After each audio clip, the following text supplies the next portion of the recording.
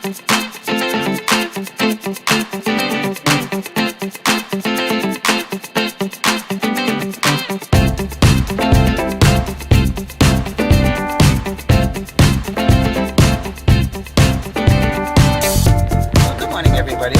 Mama Sal, and it's a very pleasant 16 degrees already here in southern British Columbia, which would make it 60 if you happen to be traveling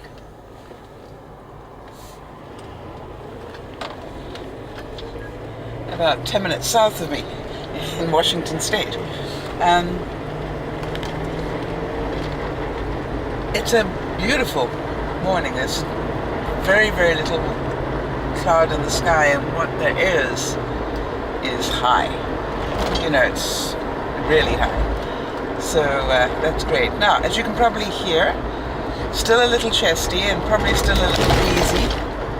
So if you hear me inhaling and taking in breaths, then it's always a good sign, by the way. Breathing. Thoroughly recommended. The other thing is, I realized that I didn't take my cough medicine this morning. I'm going to take it when I get to work.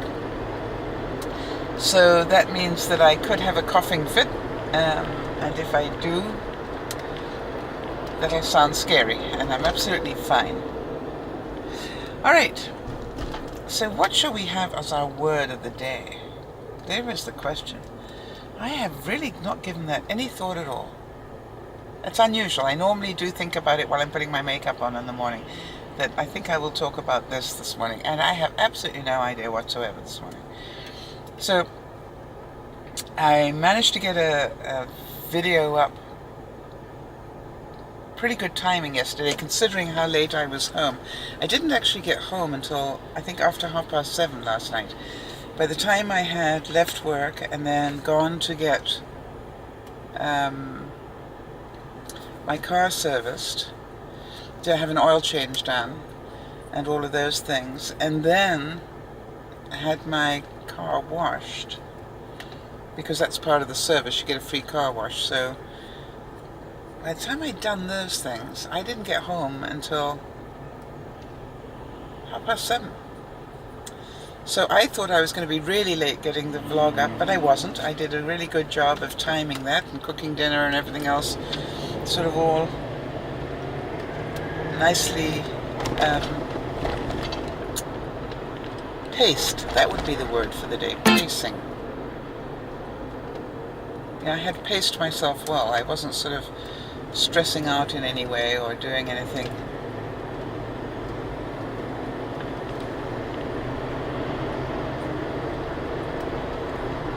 And the other thing I did, I was really proud of myself. I've got a new list that sits in my bathroom, and what I'm trying to do is every day when I come home, I do something about the top, whatever the top thing is on the list. Now, I knew when I got home yesterday and I opened the front door, even though it was close to 7:30 at night, I knew on the list was take things from the lobby into the trailer. I had some stuff left over from the trip back in June that, you know, had to go back in the trailer, and they weren't anything that was urgent or anything like that, so, you know, they sat there. I'm certain that a lot of you are rolling your eyes and going, how can you just leave it sitting there in the lobby? Well, there have been a few things going on in my life since then, so I gave myself permission not to be perfect. And so, but last night, owing to the fact I was starting to feel a lot stronger, as I walked in, I went, okay, I know it's not the first thing on the list, but it is on the list, so I'm going to quickly do it before I lose energy. And that's one of the things I found, by the way, when I first come home. Before I really sit down, the danger is sitting down. So if you just keep going, and for just that extra 5-10 minutes, it's amazing what you can get done. So my 5 or 10 minutes was literally take up a handful of stuff, take it to the trailer, unlock the trailer, go back, get the second load of stuff, and put it in the trailer, and it was done. Yay! And so that was good pacing of myself, because I used what energy I had in that moment. Well, of course, then I go and do my routine stuff, and that slows you down. Have you noticed that when you're pacing yourself, what slows you down is the routine? So my routine is to go and make a drink of some sort, either hot or cold, and go and sit down and check the news, just in case something's happened in the world that I don't know about, which is stupid because I listen to the news on the way home as well. And then I check any emails that might have come in on the DearMamaSal side, and then then I plug in the camera and start transferring from my camera into my computer.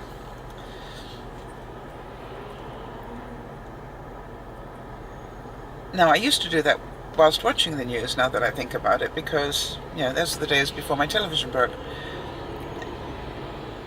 So it's actually quite funny to not have television anymore. I can't say I've missed it.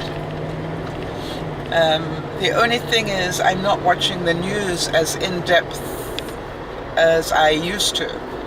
I always watched news a lot. I like to know what's going on in the world. And actually, I want to thank Nana, because she made a really nice comment to me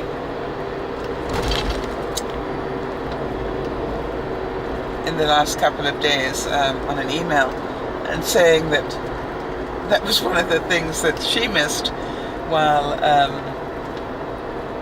I was sick, was my view on the world. And I thought that was really interesting. And I hadn't realized how many people actually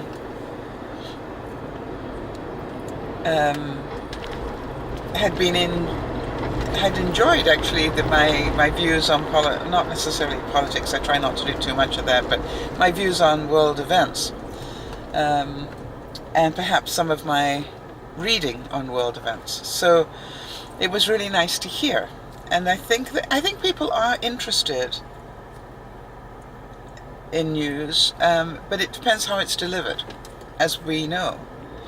And the other thing is that so many of us just read the headlines, sort of, you know what I mean? We get the pocket two paragraphs, not even that, sometimes two sentences, and there isn't much in-depth behind that. And so part of what I like to do is actually, go a bit deeper if I can.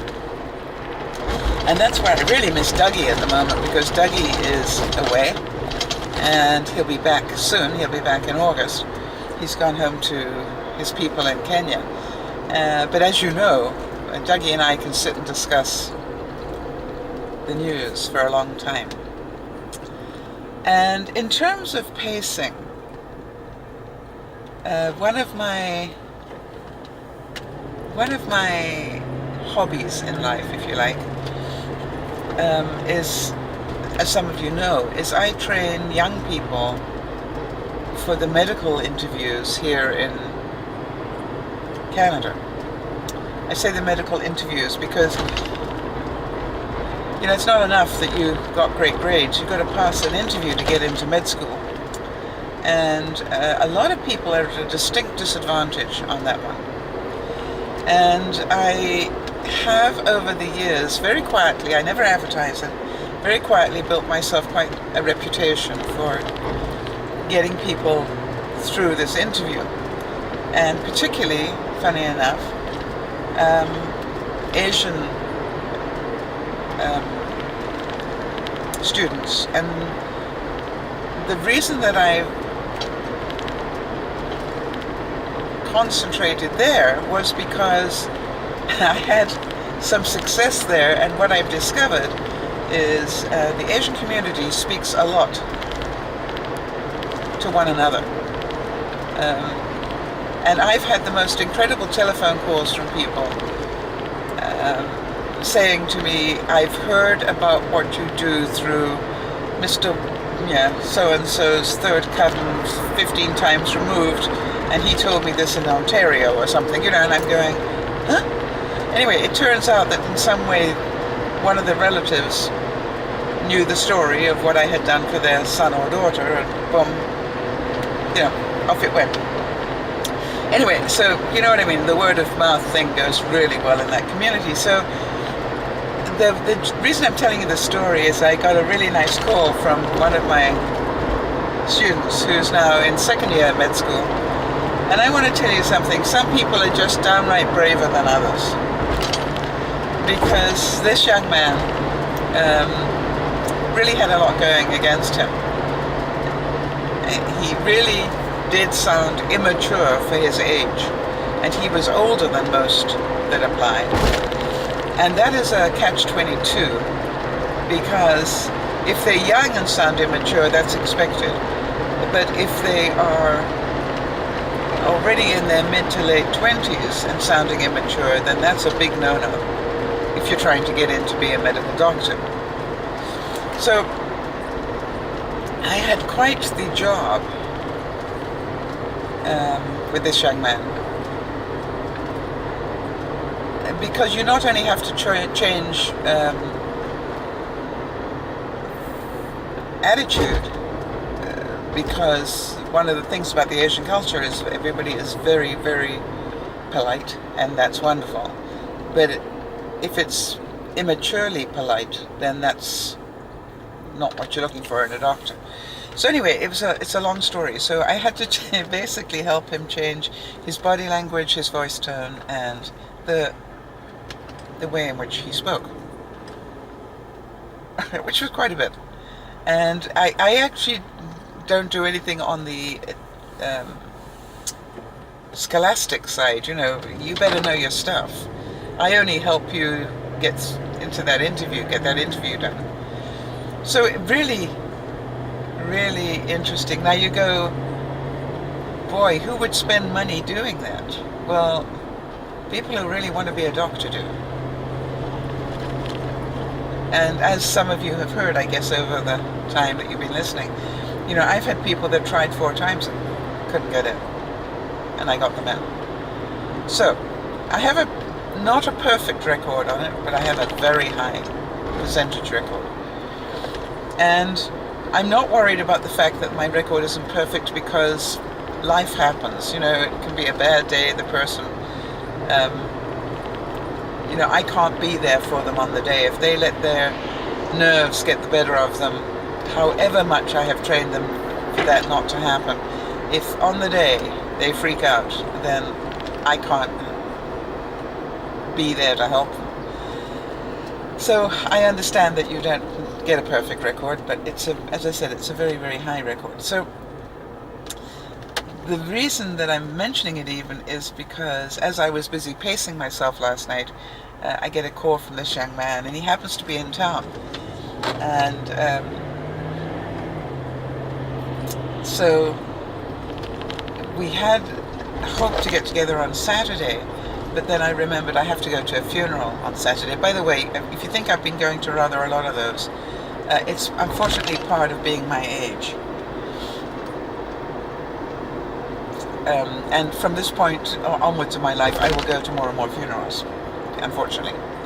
And but anyway, this particular one I have to go to is for the grandmother of a very dear friend of mine, who some of you have met, my friend Mark. And I'm going there to be support for her. So anyway, he was going to come on Saturday, and then I realized, of course, I can't do that because I have got the funeral. And then the next day we could both do it was beginning of August. So we're going to do that on the beginning of August. But I said to him, why don't you come and have dinner with us, then you can update me. And as you know, in my household, my friend Yvonne, who's also my tenant of many, many years, and whoever else might be, in her life downstairs on Sundays, I invite up for dinner, and we get together and we just take a moment to relax and discuss things, and world events and what's happening with DearMamaSal and all those sort of things. So it's a really what I like about it is we get to have what I call a really good meal once a week, because we live very, very busy lives, and it's nice to sit down and have a roast, or have a really nice meal. And because I do it upstairs in my space, people are not rushing away. They're quite polite, they stay in chat. Because have you noticed that's what we do, is we sort of, eating has become a rushed thing. And I'm hoping that in your household you've got that under control. But I think so often in this day and age, and especially with young people, eating is, you eat because you've been interrupted from doing something. By the way, if you hear rattling in the back of the car, that's part of my new hitch. Anyway, you eat having been interrupted from doing something that you wanted to do, and eating wasn't necessarily what you wanted to do, and then you sort of quickly eat to get back to what it is you were doing. And the trick is, can you break that cycle just for maybe an extra 5-10 minutes, and let's get sociable again, let's chat about stuff, let's laugh about stuff. And I think it's a really important part of my week. No, I know it is. I don't think it is. I know it's a really important part of my week. And I hope that it's an important part of theirs as well. And it's always my treat.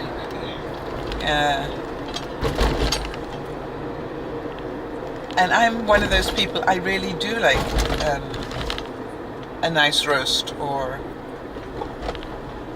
a nice steak, or, you know what I mean? So I look forward to this one meal a week where we really take some time and have a nice meal of it. What we noticed, we used to do it on Saturdays, but what happened was we noticed that I was always rushing to get back to the evening broadcast on Saturday. And so in the last couple of weeks, we've actually changed it to Sunday. And I've changed my routine, because I used to do my wash for the week on Sunday night. And I've changed that now. So now I do the afternoon broadcast on Sundays, and then go and cook the meal. And that pacing is a lot better for me. And then I do the wash on Saturdays so that I don't have to worry about that. And it works a lot better. So it's a case of just changing your routine a little more. And I think maybe that's a part of it, is have another look at your routine. Sometimes it's worth changing your regular routine to suit what you actually want to do in your life. I'm just watching a young lady cross the street in a really pretty flowing skirt, and I can't help thinking I should have got myself some of those this year. I'm not a skirt person,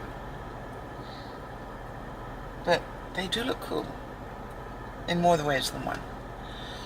Alright, so here's my question of you. How can you pace yourself better today? Do a little bit of things rather than getting obsessed over doing one thing. If you can only spend 10 minutes in your kitchen today, what would you want to, 10 extra minutes, what would you want to work on, even if you couldn't finish it? If you only could spend 10 minutes in your bedroom, what would you want to work on? And really, that's